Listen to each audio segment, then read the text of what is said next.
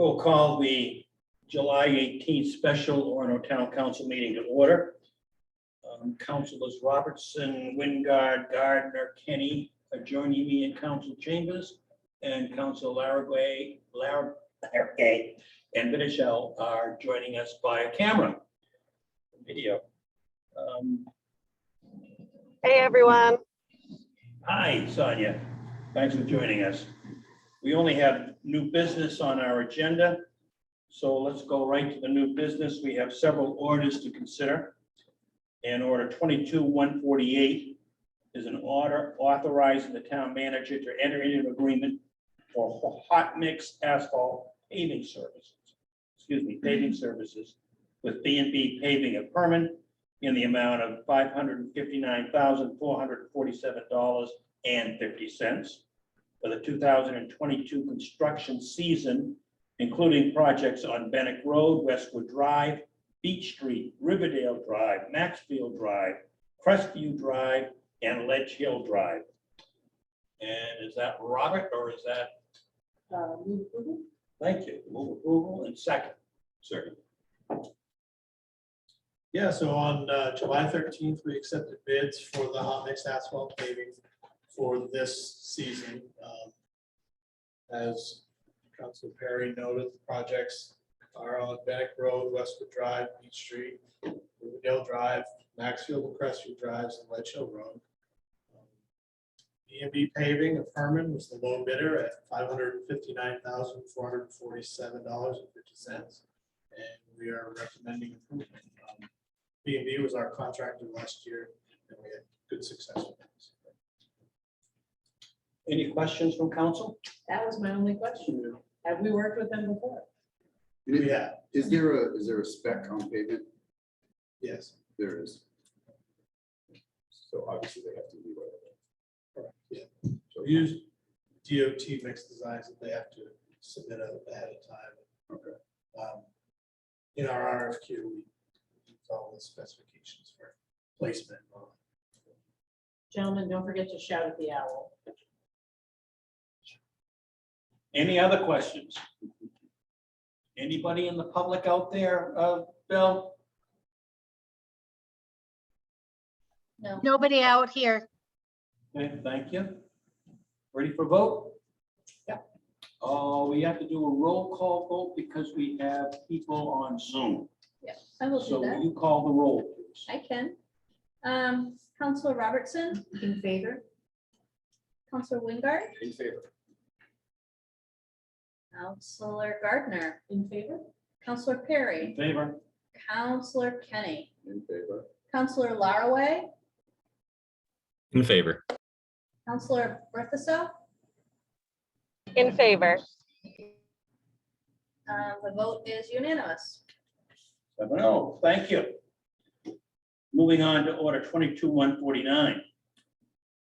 Order authorizing the town manager to enter into an agreement with Maine Department of Transportation for the Orono Planning Partnership Initiative for Route 2, Main Street, Downtown, and Park Street in Orono. And second. Second. So we're trying to flip the coin over here as to who goes first. So I'm going to start, and then Rob's going to jump in because Rob has really done the lion's share of the work around this. So he is the expert. As council may be aware, the town has been looking for the last several years at trying to make improvements to the Route 2 corridor. We were focused on the entire corridor, but then because of funding had to really shrink our scope. And so the first places that we were really trying to address were some safety concerns between Kelly Road and the bridge. We worked with Sebago Technics. We had done a RFQ with Sebago Technics and then underwent a pretty extensive community process with an advisory board to try to design what would make the most sense for improvements along this corridor. When we got the estimate back, it was significantly higher than what we had initially envisioned. And so we came back and we started talking about phasing. So we essentially had taken the crosswalks out and we're looking at making some crosswalk improvements along the corridor. That would have cost, I think the estimate at that point was $660,000.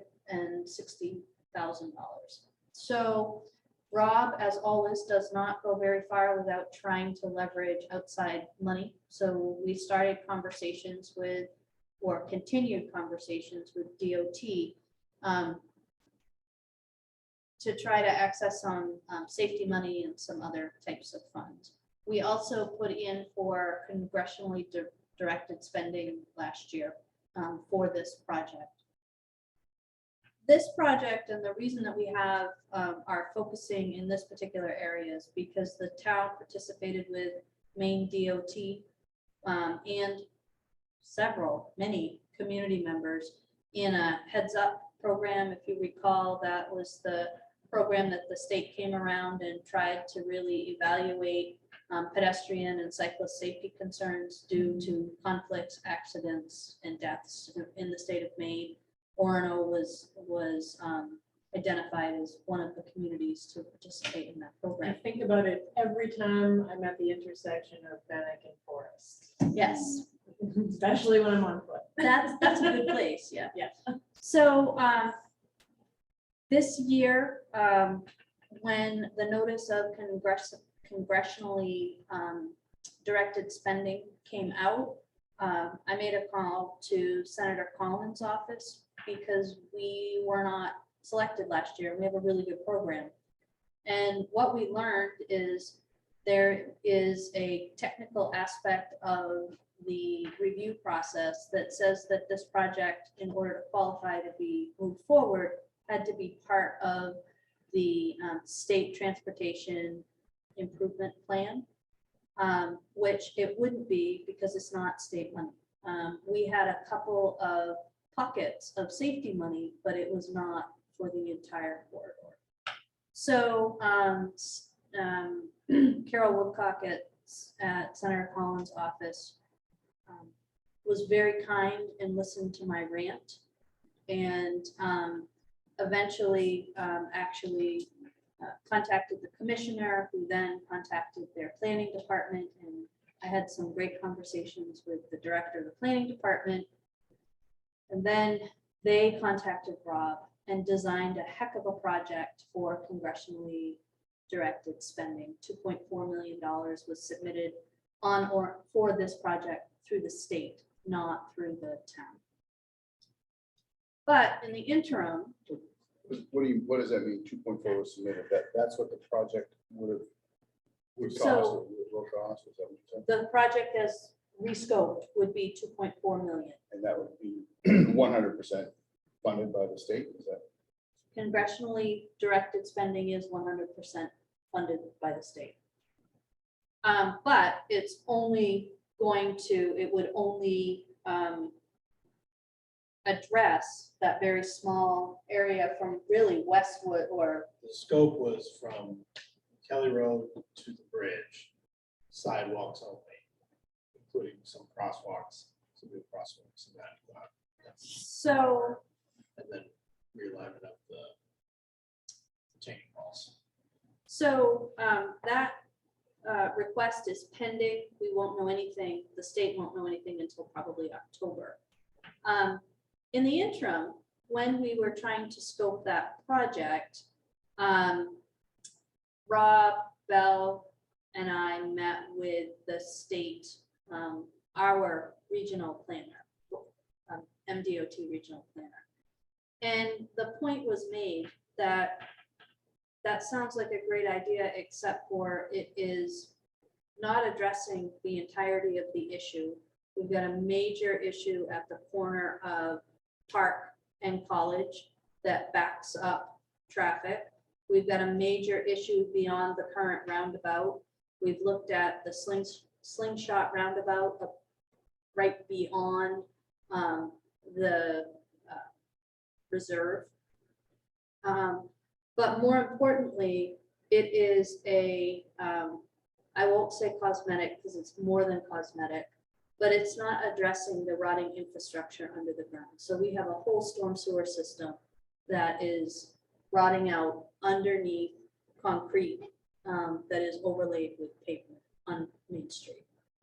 It also doesn't address some other pretty significant drainage and safety issues. So Rob can be quite persuasive, and they came back to us with a program called the Village Partnership Initiative. there we go, Village Partnership Initiative, which is designed for larger projects. If you look at what town council is trying to do on Park Street with that more village walkable feel, the goal here is to expand the village feel with infrastructure. So drop the lights, create more safe travel way, but also address various other safety and infrastructure issues that Rob has identified along this corridor. In order to qualify for that funding, or to look at that funding, we needed, we've studied the Park Street corridor, we've studied the Main Street, parts of the Main Street corridor, but there were other improvements that were identified that had not been part of the study. So this study that we're suggesting now would give MDOT and the town an opportunity to work with a vendor, a firm, to look at the entire corridor and to see how all the parts would fit together, and to scope a project that we would put forward for the Village Partnership Initiative. That partnership initiative is a 90% state, 10% federal. 80, 10, 10. So it's 80 federal. I'm 10 sorry, state. yep, 10 10. local. We are estimating a general scope of about $30 million.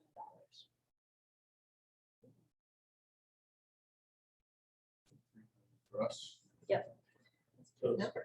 I've never heard a number that big in this room. potentially like a $28 million grant. Over how much time?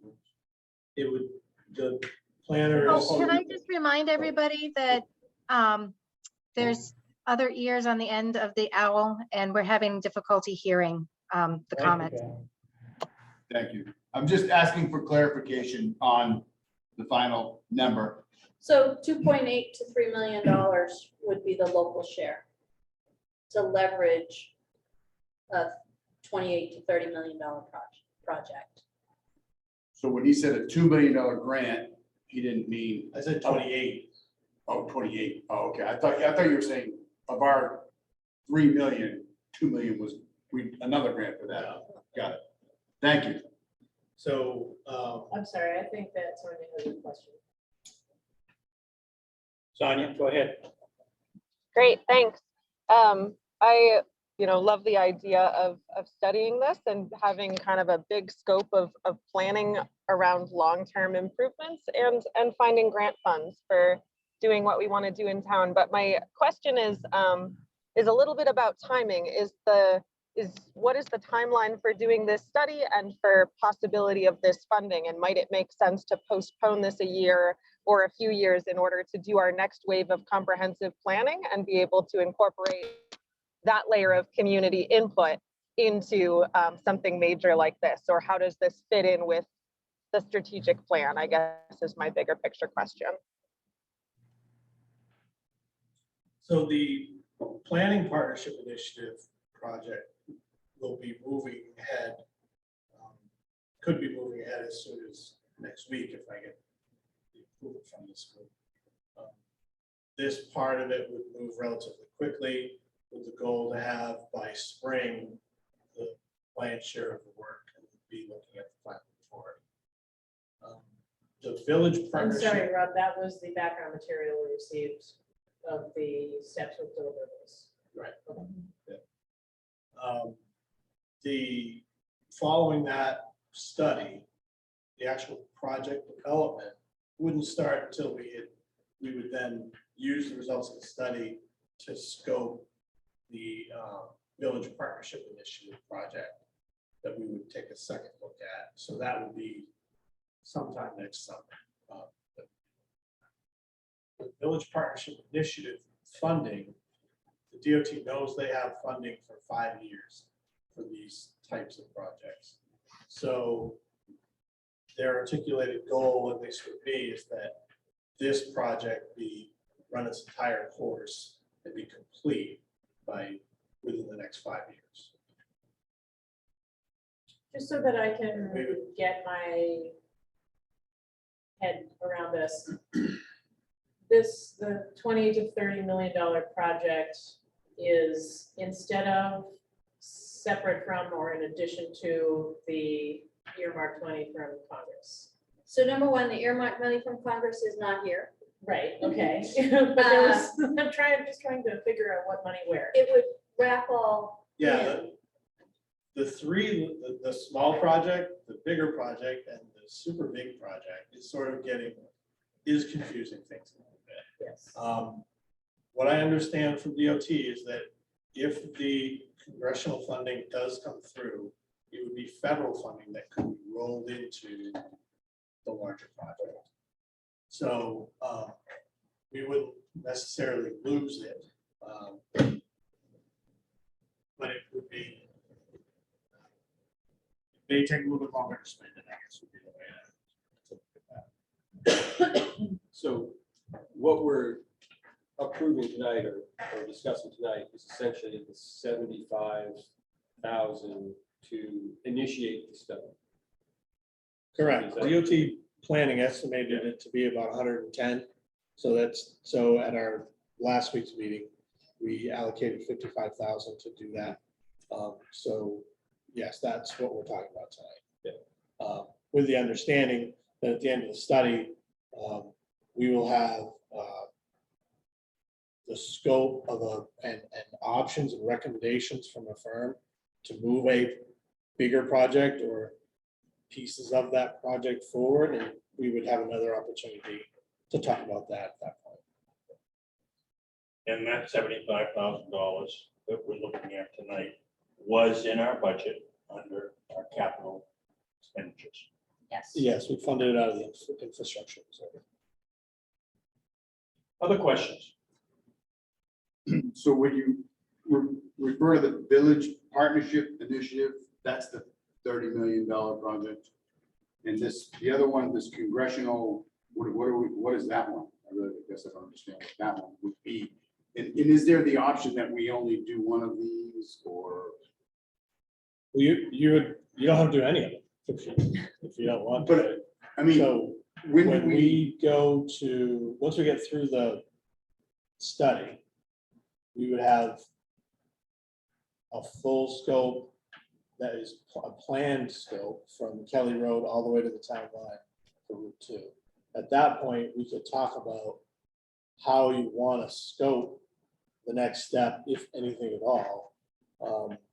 We could pick one element of that if we chose to implement, or we could take all of it. I mean, I guess it would be ultimately up to you all how you want to proceed from there. But by funding the study, you're not committing to anything. in the study is the Village Partnership Initiative all the way back, or from the bottom all the way to the Village Partnership. That's what this study is gonna The return. steps, That's what the The result of study the is study going to provide the foundational information to develop the scope of a larger project if we chose to move forward. So it's going to take all the smaller studies that we've done over the years, take into account new information that's available now, and provide us with recommendations for improvements to address, like Sophie was saying, some of the significant safety and traffic issues that we have in town. this is not about, let's get to all the bells and whistles that we could possibly have. I just want to make, even with the village partnership, the only additional thing that we would do that would not already be scoped somewhere for some local expenditure in the future is the idea of potentially dropping down those Cobra lights to more village. I mean, that's the thing, is we would be committing to a more walkable feel for this corridor. Which was in the Park Street study, but but not, those types of cross sections, but yeah, but never probably, contemplated for funding. yes. So I think that, you know, $30 million is a very big price tag. $3 million or $2.8 million is a large local share. However, it's leveraging the things that we have been band-aiding forever. And we know that the infrastructure in Main Street and Park Street is not going to get any better, and the cost of doing these projects are only going to get higher.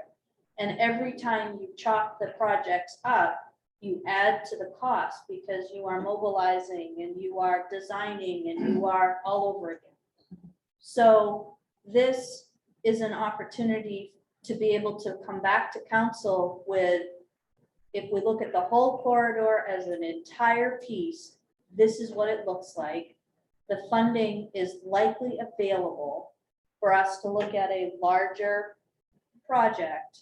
That's probably not going to happen again for a very, very long time. And so just, and correct me if I have anything wrong, but because you mentioned the Park Street corridor and that study and changing the feel, and I wonder if that maybe threw in like a red herring into the understanding of what we're talking about here, which is, and to Sonia's question about the comp plan and getting community input.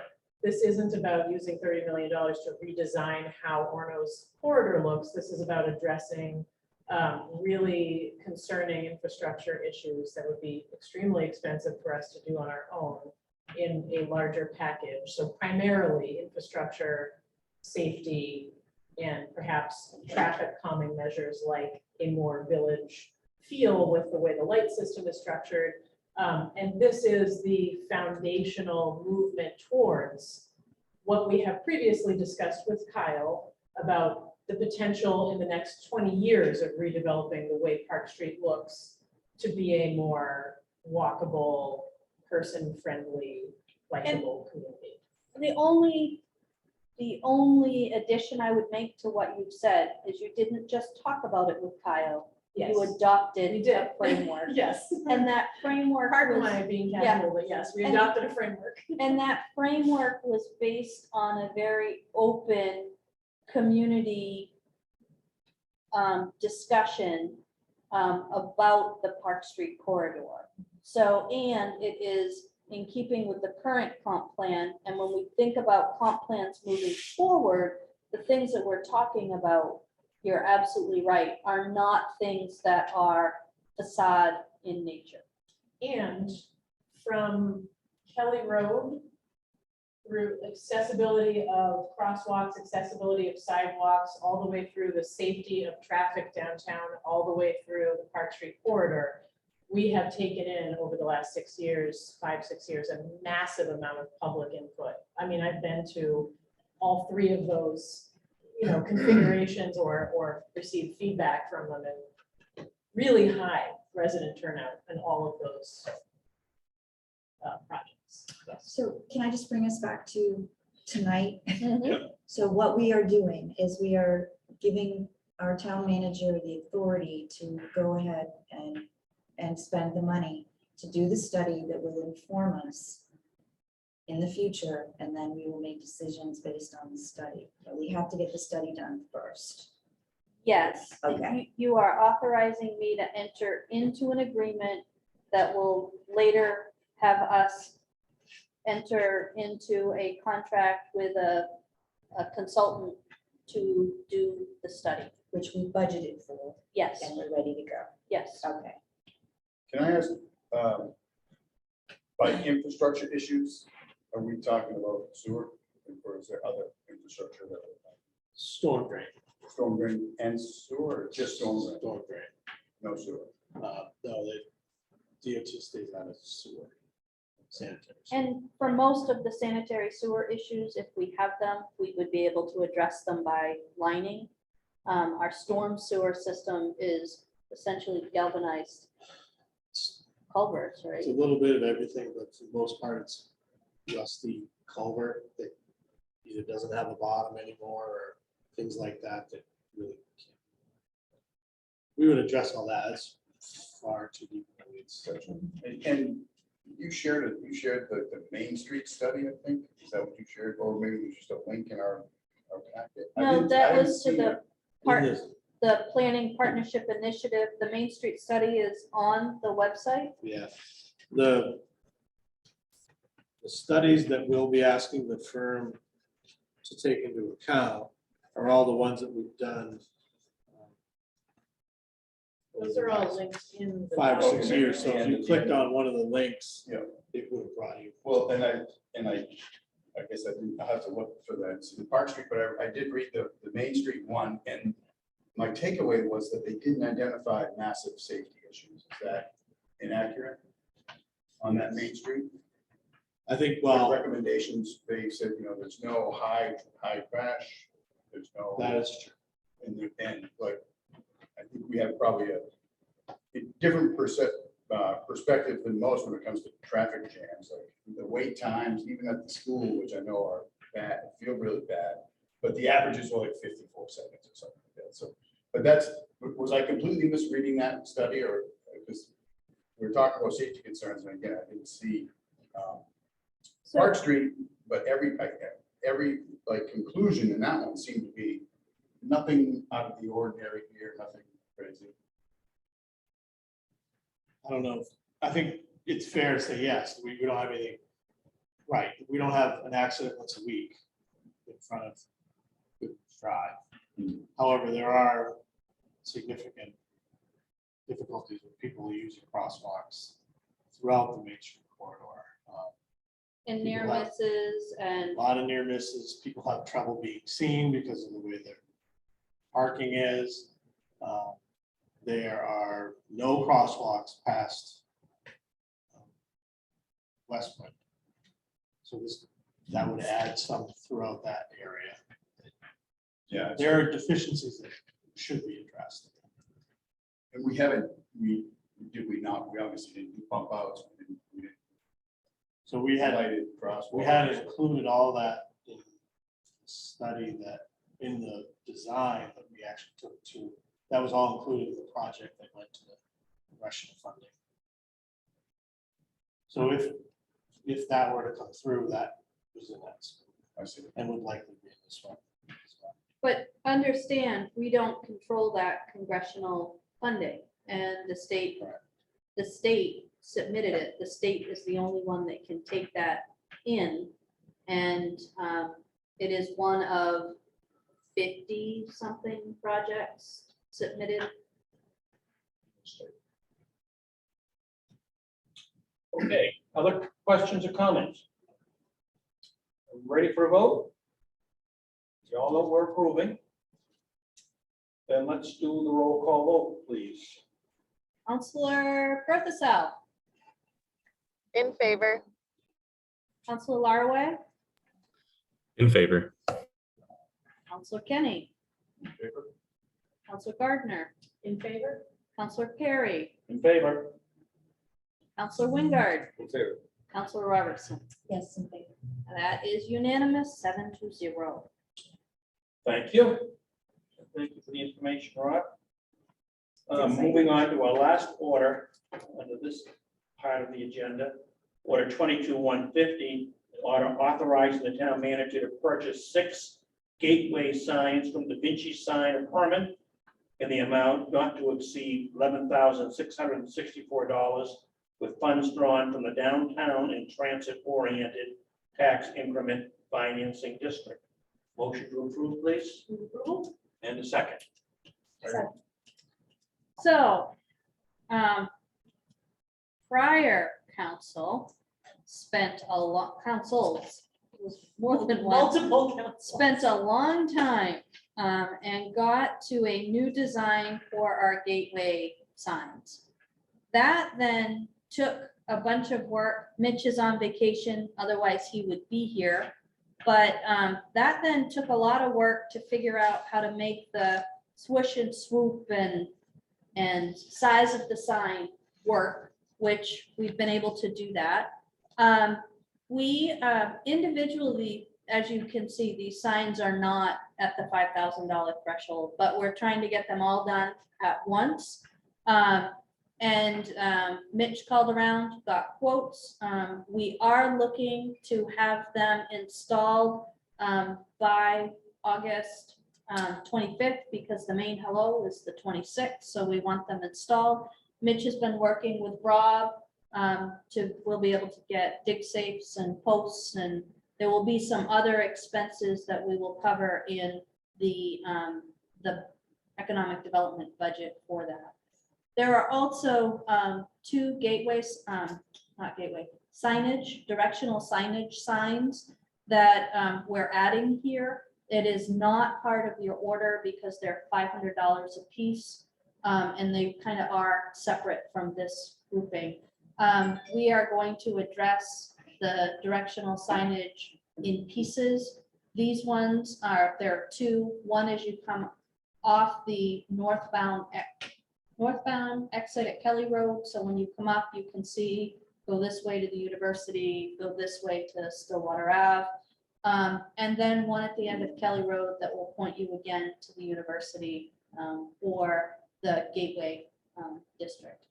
So these are a lot less expensive than we had talked about in the past. We've had a lot of luck with our composite signs, so we're looking at doing that for the Gateway sign as well, which takes the cost from anywhere from, I think the quote we got from the traditional vinyl lettered wooden sign is about $10,000 a piece. Our thought is we can try this, and if it lasts for 2 years, we could still buy more and reinstall them for that cost. So kind of a fail fast, fail cheap, and see if it will work.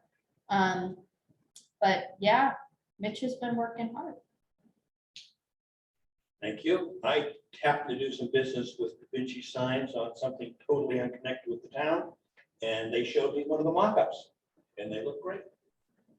I can't wait to see our signs up. We definitely need- Going forward, I was gonna get out there with a can of spray paint. Oh, I Maybe we know. started back out just to put a welcome message on there. But Questions from councilors about this order? I would mention that in the town of familiar with in Southern Maine, they went through a process like this, developed a town motif, and made it available to private enterprises in the town. So if they wanted to brand their storefronts in a similar way with the town, they could do that. That might be a nice thing to do.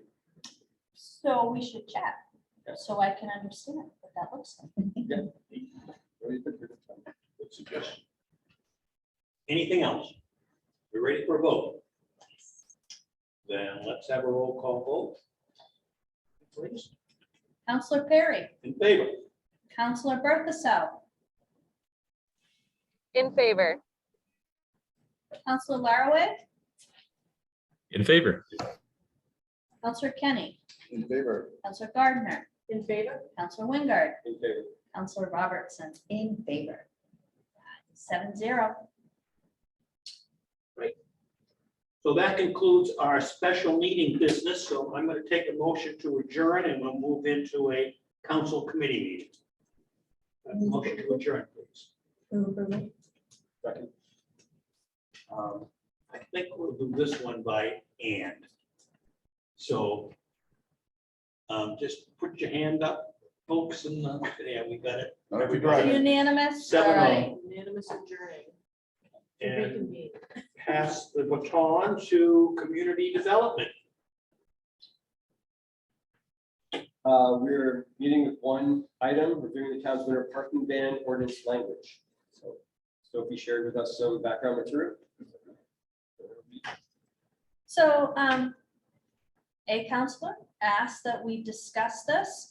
So the specific request that I heard was a concern that perhaps with changes in climate and weather, that we reconsider a November 1st to April 15th overnight parking ban. So I guess I would turn that over. Rob is here with data to be able to answer whatever questions council has. And I can start because, so this came to me last year, maybe a couple years ago, I don't know, but I'm bringing it up now. From a apartment owner and a renter, so two different perspectives. And what I heard, and I did a little bit of research too, to find out what other towns around us are doing, is that the November 1st ban on overnight parking is causing people to try to find parking when there is actually no snow. So it's a winter ban, but it's not, but because our seasons are changing, our winter season is changing.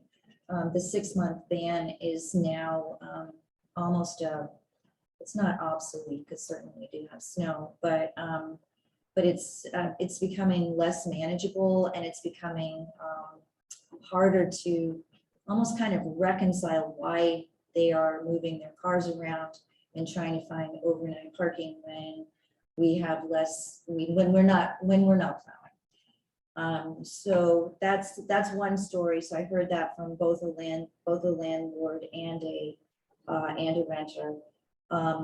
Bangor, and I hate to use Bangor, but we are on the same climate. We are in the same climate zone, so I guess we can kind of use Bangor. Bangor's winter parking starts when they have their very first snowstorm and goes until the end of March. And how they do that is, so last year, 2021, they didn't start their winter parking ban until January 4th.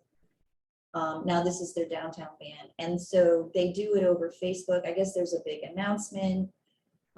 They do it over Facebook. They do it over Twitter, Instagram, on their website, and they say, this is our parking ban. And from what I could tell, and I didn't talk to anyone, from what I could tell, once their ban starts, it's in effect for the rest of the season. Outside the downtown. Outside, yeah, and so it is, but it goes until March 31st. It doesn't, it's not as long as ours is.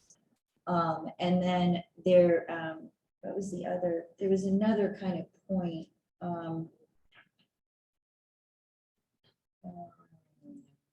I don't know, it'll come back to me. I had it all in my head. Okay, so I guess that's, so the other point that I made, the other thing that I kind of looked up, and I know I asked Rob to kind of say, when do we actually start plowing the streets, is that, so I looked up snowfall in November for this area, and it's like 2 days. It was it was on my phone. I don't have it right now, but it was an average of, it snows an average of 2 days in November now, currently, less than an inch in November. So I'm seeing where people are a little disgruntled about having to move around their cars. Our parking ban is 12 to 8, 12 midnight to 8, I think, that's time wise. 6 or 8. Is it 6 or it's 8? Amelia Ampersand told me that they start up at 8 now, so that's not an issue, but when they were open at 7, the parking ban is still in effect at 8 o'clock in the morning. So there's a few things I feel like we should discuss and look at. So I'd be interested in hearing from Mr. Yerxa. Yeah. What would you like to know? Historically, Yeah, when does it start? Oh, snowing? So last year it snowed twice in November, first on November 27th. Year before that, snowed twice. First one was November 3rd. Year before that, Are these plowable snowstorms? we got That you called plow- you have out. to We had- plow? Okay. So, well, I can tell you. A total of 2.5 inches last year. 1.5 inches the year before that.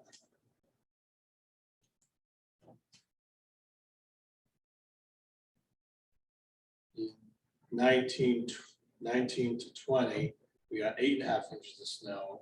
The total 1, 2, 3, 4, 5 events. In November. In November, the first one was November 7th. 2018, we had our first event in October. We got 2 inches of snow on the 24th. And then 1, 2, 3, 4, 5, 6, 7, 8, 9 more calls. Total of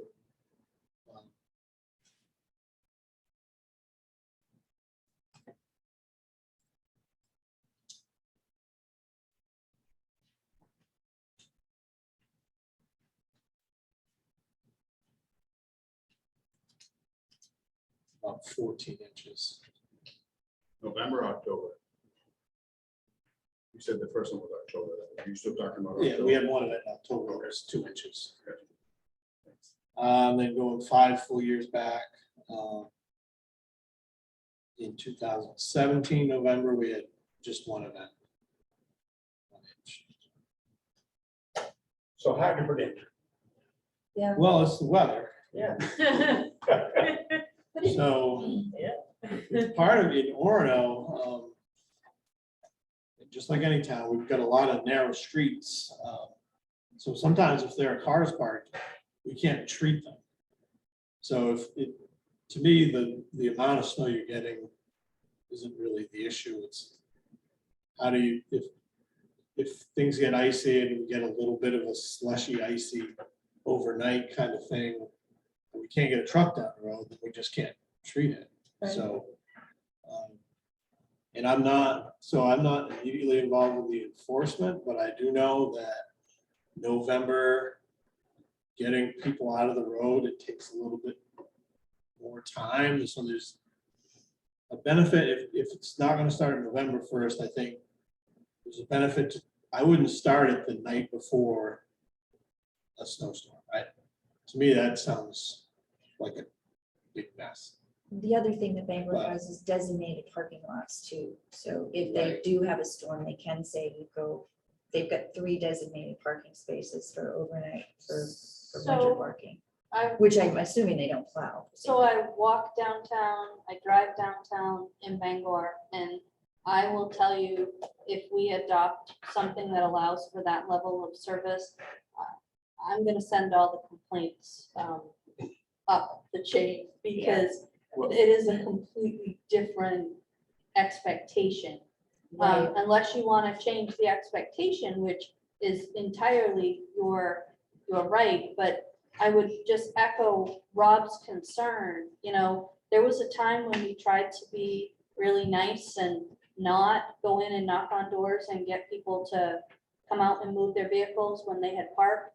And we scraped right down the side of vehicles and had insurance claims, because even though they were parked illegally, we shouldn't have put the truck down there with them. So if it is, I don't get why you wouldn't do parking bans. I mean, we have wintry, icy Decembers and, you know. December's, yeah. So, you know, ultimately, it's a service level question. But as you let ice sit, it is going to form as vehicles drive over it. And it's gonna make it harder to get to the place that at least we perceive the Mhm. service level demand is. Ultimately, that's council's decision. Right. I think that we should keep an eye on it, because I think as November is getting warmer, and April is getting warmer, that, and you know, because we are looking at climate change, and we're looking at these kinds of things. We're certainly keeping an eye on it. Yeah. It's a very realistic suggestion. And Right, Rob keeps good data, right. so, you know, we would be able to come back to this Today, whenever does we it, wanted to. does it start Yeah. on what today? What is the start date? November 1st November 1st. is a winter parking ban. So I have been the recipient of a nicely worded warning notice from the PD before. sometime after November 1st, but before the first snowstorm. It was not punitive, there's no fine involved. Yeah. That was a great reminder, you know, so To get in the habit. to get in the habit of parking off the street. Now, I'm fortunate that I have off-street parking, right?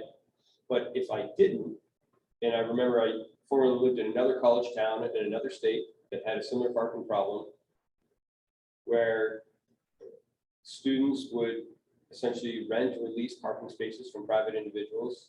And because the parking ban was more flexible, sort of like it is in Bangor, it was a mess, because the first snowstorm, there'd be a rush of people trying to rent parking spaces that they couldn't find. So I think having the lead up to do a little education with the public and having a fixed date, whatever that fixed date we decide is, but having a fixed date is really, really important.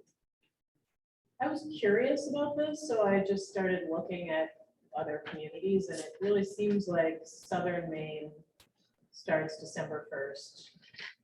And as you go further upstate, in the middle of the state, it switches to, it's November 15th in Augusta. And then up in this area, it's November 1st. For most communities, Bangor is really the outlier. But Bangor has Bangor money and a whole downtown Well, Bangor traffic might start, management district. if there's a storm, Bangor might start in November, Right. but Bangor's Yes. start date is the Right. first storm. And then coastal communities seem to handle it more related to weather patterns, like Belfast is November 1st through April 30th or something. And I can only assume that's because they have probably some massive, like, wet ocean snow problem vortex going The on coastal there. towns are different. But then Rockland has like, I think December 1st start date. So it seems like, you know, there's a gradient as you move up the state, and I'm sure that with climate change, some of these things will shift and that it is worth keeping an eye on. But also I really understand that in this community, that argument of, well, November is a good like practice month for people to get used to not parking their cars. And I know it's tough. I had employees at the Loon who lived in downtown apartments, did not have the foresight or adultiness to rent a parking spot.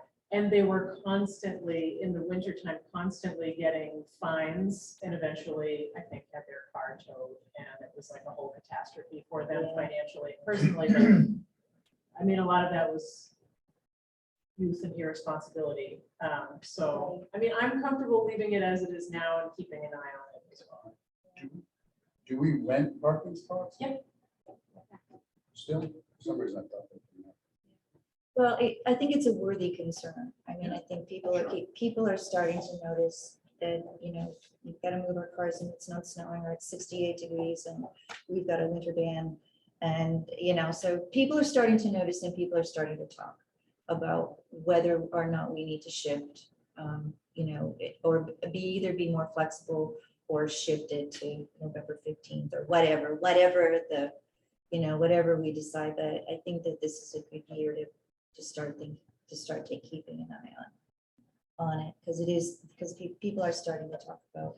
But just to the point of downtown businesses though, if it's not. Just to the snow- point, it's if just the not downtown, snowing And right. it's between the hours of 7 and 8 This AM is on in, November this is in 3rd. the village, OPD isn't stopping anyone from parking Right, downtown. but it's been brought up. Yeah. And it's a concern, and I wanted to bring it up as a discussion because it has been brought up a couple of times, so.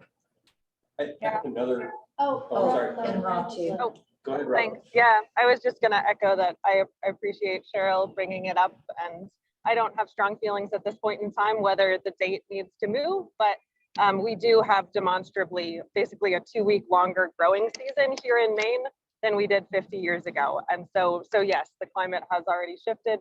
It's going to continue to, but if the momentum is toward like leaving the date as it is for now, that's all right with me. And I don't have any strong feelings about the date itself. I think leaving it is probably fine, but I do think that there is a problem with accessibility of parking. One, yes, we do rent parking spaces, but it's financially prohibitive for a lot of students who are the main people who are dealing with this issue, it seems. And I know a lot of students who have had no other recourse but to just have to eat the fines because I mean, there's just, I've heard this frustration from people for several years about parking availability. When this happens, they're like, they just don't know where else they're supposed to go. So I don't know where this would make sense, but having some designated parking spots would be great. I also think in sort of a related way, but very different issue, that having some designated parking spots overnight would also help incentivize people not to drive after drinking, which does happen downtown quite a bit. So I think it's also a safety concern that's worth thinking about and considering in more depth.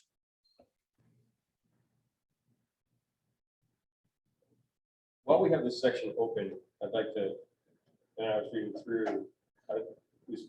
through section 3494, which is about special night parking regulations, which is the exception to this, which is the only exception is taxis. I suspect that was probably accurate when the taxis were the only nighttime business when the ordinance was written.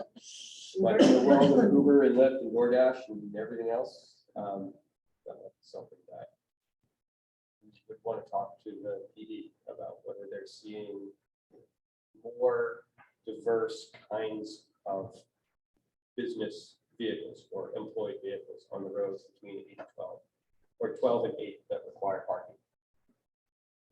Could you ask? I can ask. I think I understand what you're saying. Because the parking lots are open until 2. So This from is 2 to 6. I think Parking the way I understood the ordinance is that taxis are allowed to park anywhere between midnight and 8 a.m. because they are employed in taxiing people around. Yep. But no longer are taxis the only people that are doing that. Just to Rob's point, I've often thought about the parking lot downtown, and the fact that we don't let people park there during summer months. And I think that was probably on purpose by previous councils, but I'm curious what this council's thoughts are on that. And maybe with Rob here asking kind of specific, what if there's something from a public works perspective that kind of is a reason for that, or is that nothing to do with public works at this point, or not having public parking overnight Yeah, what happened to That's our parking. overnight parking? In the winter? no, once the winter band's gone. So it's Maybe that's never, nothing, maybe it's nothing. you now. can never do overnight Okay. parking. So one of the reasons that I can envision, I wasn't here when this was created, but as soon as you allow overnight parking, you have camped parking, which I know created a lot of discussion and concern around the Bennett Road parking lot, which is why we don't allow overnight parking there. I think we have seen people park their vehicles that don't run anymore, that have things falling off them, that in the wintertime, you then have great snowbanks around. So I think that's one concern, is just that not having it be a parking lot for a, Yeah, I think if you don't flush out the parking lot every once in a while, and have people move, then you do, and you invite that. Because we do have a lot of, residents who live downtown, they have a vehicle, but they only use it like once a month. That's it. Those are the difficulty we end up with. Bunch of cars there. and the goal, I mean, if you look, it's not just in at least the Pine Street lot, it's not just you can't park between midnight and 8 a.m. It's that you're not supposed to be there for more than 4 hours, because the goal was to get that turned over to allow for more people to come and be at our local businesses and enjoying downtown. That, I think, is a bigger discussion, and one that if council wants to have, we should definitely put on the agenda, but I think that would take a little bit of research to kind of dig into the rationale. But in the winter I'd be time, interested personally. I agree with Leo. I think I would too. I would be interested, but I also know what a jam-packed calendar we already have. So I would say that although it is of interest to me, it's lower on my priorities list than the items we've already got on the agenda. I get nervous. I appreciate that when we have conversations, like new things come up, and I think that that can be a great place for like creative thinking and being able to suddenly see things in a new way. And I always want to make sure we're like making space for that and prioritizing some of those things. But I also want to make sure we don't fall into the trap of, hey, this is an idea, but let's run with it when we have all of the, like we have 75,000 things on the back burner we haven't got to yet. So I just want to be careful about the prioritization of some of these things. Well, I think that we need to talk about parking. And I think, because I think that it's an issue in this town. And we don't have 75,000 things. We have a few, and we can talk about it in, committee. But overnight parking and it's an issue in this town. People are talking about it and people want us to have a discussion. So would it be okay to put it on the community development plan after September, because we're already planned? Yeah. So sometime in the fall, maybe we can take it up again. Yeah.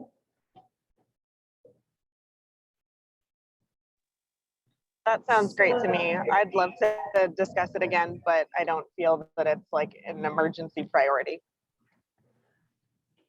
So what I'm hearing is that we are going to continue to review the winter parking ban dates.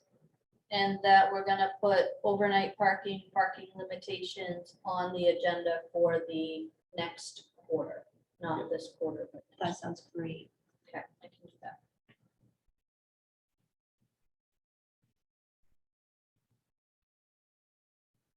Is that it for? That's it. Sorry. Matt, do a lot of people rent spaces back there? And is it all back there? It's all back there. It's all back there. And I think last year we had one vacant space.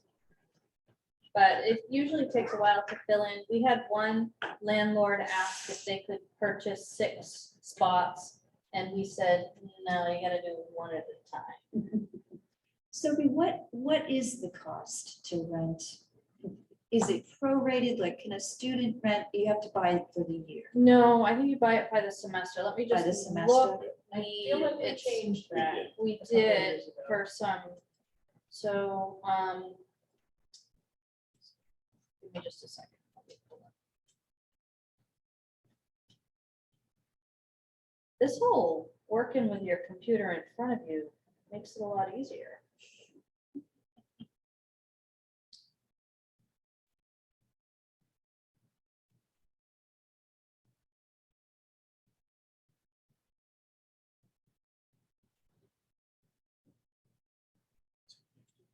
$200 or $350.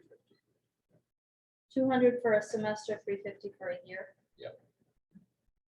So if I was gonna give that some context, I can remember when that fee increased significantly. And it had to do with a town council that had just paved and created and paved parking spaces and saw how expensive per space it is to build and maintain a parking space. And really felt like that we needed to charge more, because in the past it had been significantly less. There had been some thought to this monthly pass, and we tried that for a year, and it created a nightmare as to once you get a pass, if it's no good anymore, or if you're 15 days late paying for the next, I mean, it created a nightmare and a level of sorting that we just weren't set up for. That said, the town council every year gets an opportunity to weigh in on the fee schedule, including the cost of parking spaces. $35 a month for 10 months if we use it, but I guess they don't use it for 10. They're not banned for 10 months. They can park on the street. But they have to buy it. Depending on where you are and whether or not you want your car on the street becomes the other issue. So, you ready to move on? town manager's report. I do. I wanted to take a couple minutes in my report to run through some happenings, some things that are coming up. First, on Wednesday, Tyler Technology is presenting to the planning board. This is for the major project.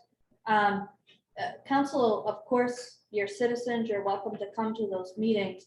I would just caution people that, especially with regard to the contract zone application that will be in front of the planning board, you have an opportunity to weigh in on that when it comes back to council. So this is supposed to be an independent process. So, and if you have comments on the project itself in front of the planning board, those should really be personal, individual comments, not from a council viewpoint, and most definitely not saying you're a council as a counselor.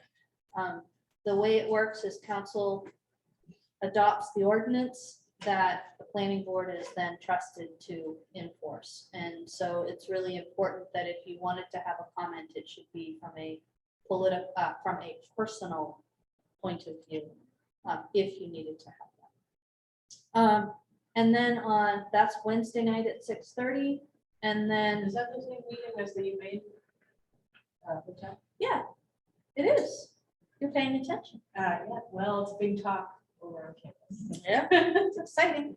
And then on Thursday at 5 o'clock, Jeff Wingard is going to help us kick off our community facilities discussion. And this is the first piece of the conversation, and it's to get, A week. I'm sorry, a week from Thursday. Yes, not this 28th. Thursday. Sorry. Just panicking. There's a meeting this week.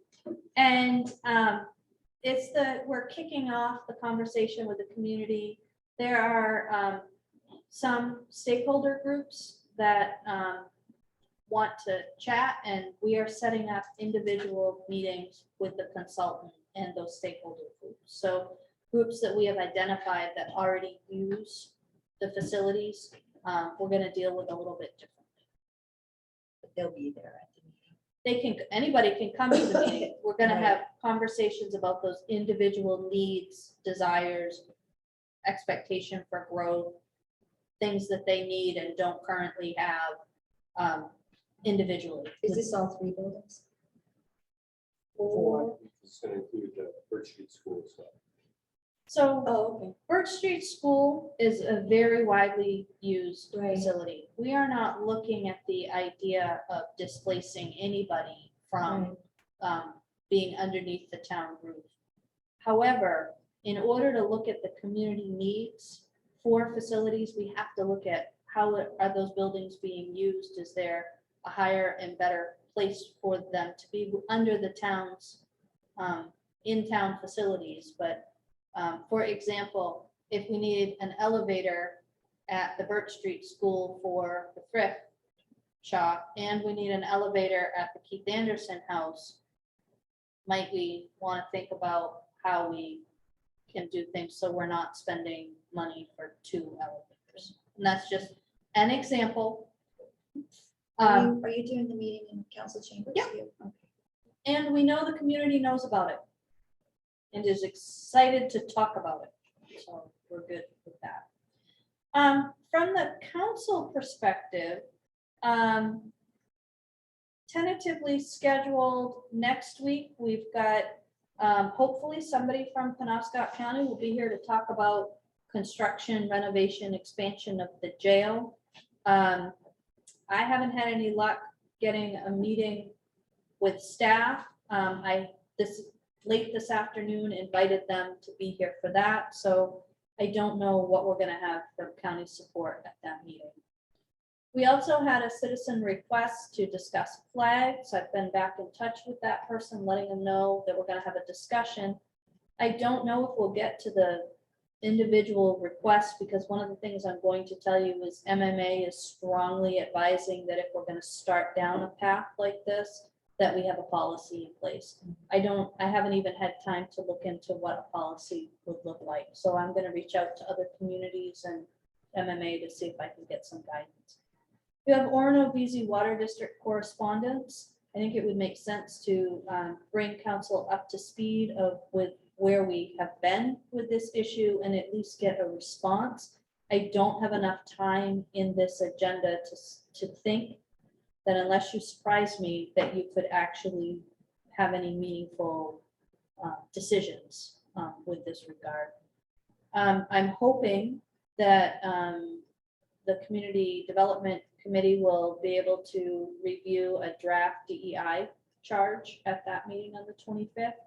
And we need to start a discussion about a proposed revision to Chapter 2 of the Administration Ordinance regarding procurement. Right now, we have fallen into a really nice method of procuring that feels open, but is not in line with the ordinance, and quite honestly would be onerous to bring us back in line with the ordinance. So I think we need to talk about that. August 1st, I'm looking at, Kyle is going to be with us. We're going to talk about low impact development. Our MS4 permit, part of that permit requires that we adopt an ordinance that relates to low impact development. The great news is we have like 18 months to adopt the ordinance. However, by September 1st, we have to provide them with the guidelines we're going to use for the ordinance. And it seems a little bit backwards for staff to come up with guidelines and then come back to council and say, oh, you have to live within these guidelines. That doesn't quite fit the you decide policy and we make it fit model. So we're going to have a conversation. We're also going to bring back the homestay ordinance revision for discussion as requested. I hope that we will have a proposed contract zone and planning board feedback for the Tyler Technology Building. We hope we're going to have at least some initial thoughts to share around the parking ordinance revision. The parking ordinance revision really depends on Kyle's workload. He's got a lot of development projects in the pipeline, which is wonderful. And at that meeting, I would also hope that we would have gotten enough discussion around procurement for me to bring back a revised ordinance at that point. We have a council meeting on the 8th. Where we will talk about, we would have the public hearing for the Tyler Technology contract zone. We may either have a workshop on the DEI committee charge or adopt the committee charge, depending on where we are with that. If we're gonna have workshop, we might also workshop the town council work plan draft. Either a public hearing or further work on the ordinance revision for procurement. And I don't have to worry about a public hearing on the winter parking ban and adoption because we put that to the side. Then we don't have any meeting until August 25th, where we have an environment committee meeting, which would be an awesome opportunity for other councilors to join Cheryl if they so chose. I've asked folks to hold August 29th open. We don't have a meeting scheduled, but if something came up, that is kind of a midpoint between when we last had a meeting and we don't, on September 1st, we are planning to hold a community conversation or community feedback meeting. My initial thought is that the thing we would pose to the community for conversation would be, how can the town engage residents? How can we, how can people better engage with the community? I don't know if that's the best thing to talk about, and it's kind of wide open. The other option that we have, and I would look for feedback, is to send out a survey to council to just ask for your top 3 or 4 things that you want feedback from the community about, and then go with the ones that have the most. But the intent is to turn this into a quarterly meeting. And then the 12th, we've got council meeting. And then the 19th, we've got lots of stuff on the agenda, and I won't give you the. And so the upshot of the deal is between vacation and moving around holidays and important dates to consider, we have very few. We've got 1, 2, 3 committee meetings between now and the end of the quarter. So just kind of make you aware of that. Thank you. I'm gonna get a written version of that. I have it. I gave it to council, the committee chairs to review. And if it looks fine, we're gonna move that forward. Does it look okay, Mike? Okay. So I will download that and send it out now for folks. Any other business for the commission tonight? Could you, assuming it's appropriate, could you invite the individual that reached out to us about the jail? To make sure that specific person knows that this is happening. I will. Ready to end it? Motion to adjourn? Two questions. So I did have a community member reach out to me and realized that maybe have been a little dismissive when it comes to this notion that we are not open. Because I truly feel we are, but it was brought to my attention that not everybody is online, not everybody gets emails, which I probably overlooked, to be completely candid. So my questions are two. One, is it possible, or what happened to the public access TV? Can that be incorporated into what we're doing? I know we're getting a new system, but did we just trash it? Is that just no good? It's gone. It's literally, all of the technology behind it is gone.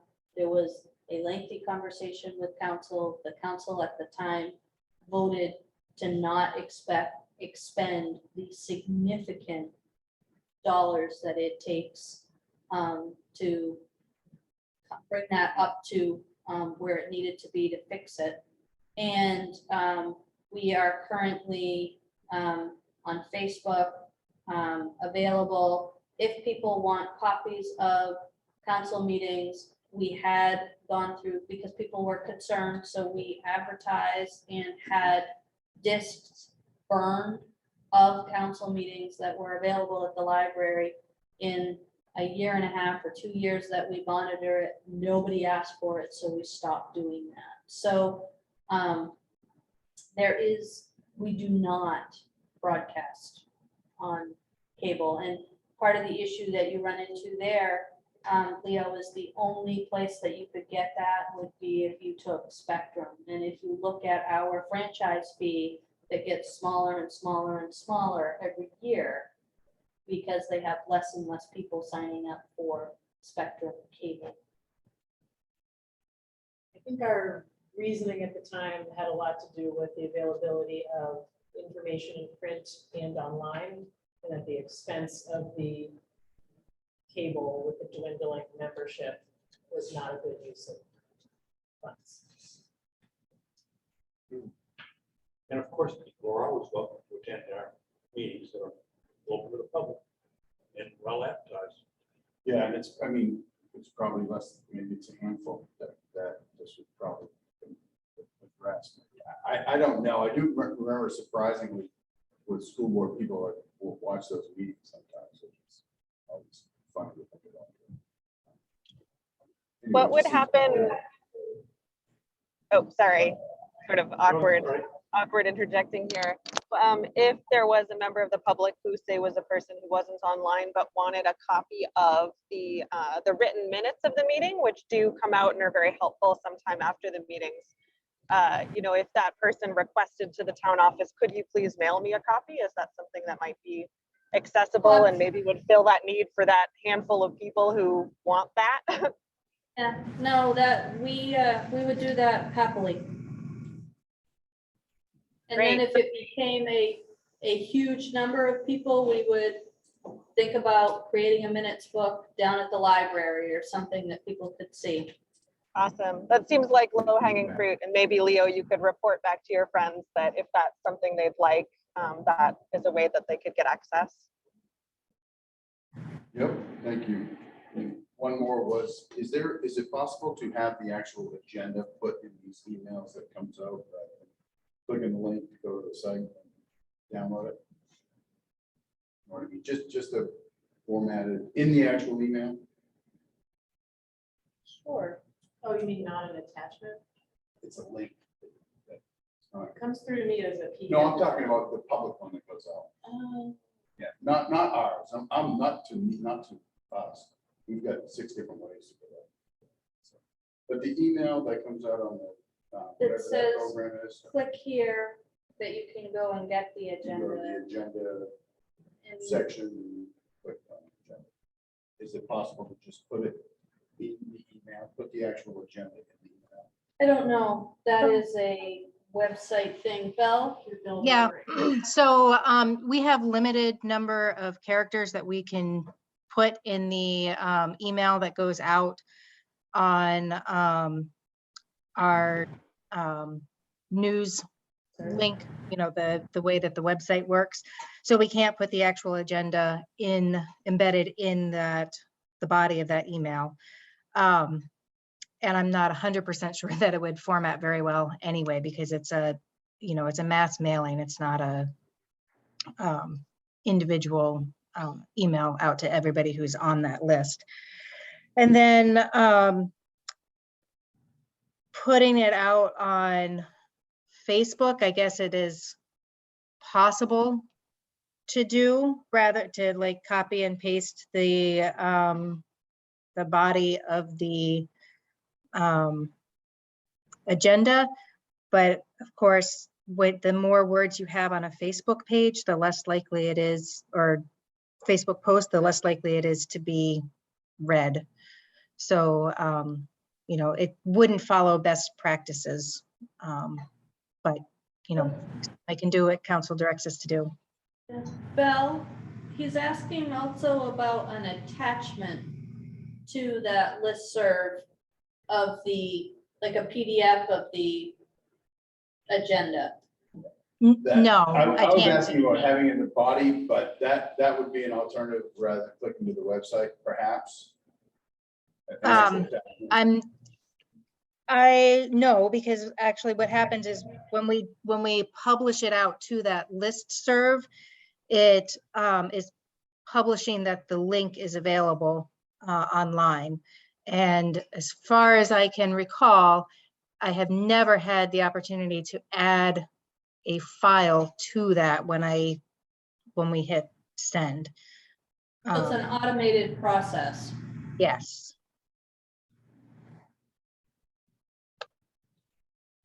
Thank you. Anything else for the group? Kind of straight a little bit. Yeah, so we started this meeting. Sorry. Motion to adjourn. Second. Who's second? All in favor, raise your hands. Rob and Sonia, thank you for joining us. Night. Nice to see you all.